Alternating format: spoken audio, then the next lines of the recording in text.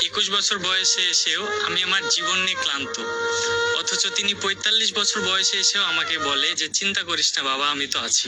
বাবা তুমি আমার বেঁচে থাকার কারণ। দুঃখ পাইলে সবার আগে কার কথা মনে পড়ে? আব্বুর কথা। আব্বুর কথা মনে পড়ে কেন?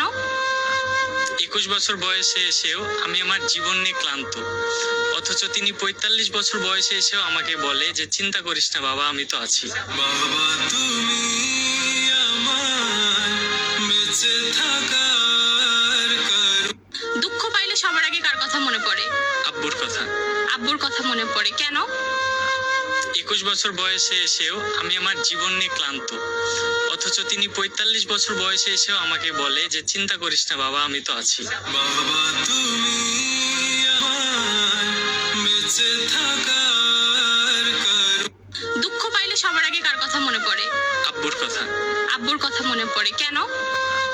21 বছর বয়সে এসেও আমি আমার জীবন নিয়ে ক্লান্ত, অথচ তিনি 45 বছর বয়সে এসেও আমাকে বলে যে চিন্তা করিস না বাবা, আমি তো আছি। বাবা তুমি আমার সন্তুষ্ট করতে পারবেন না। পরিবার, বাবা মা, ছেলে মেয়ে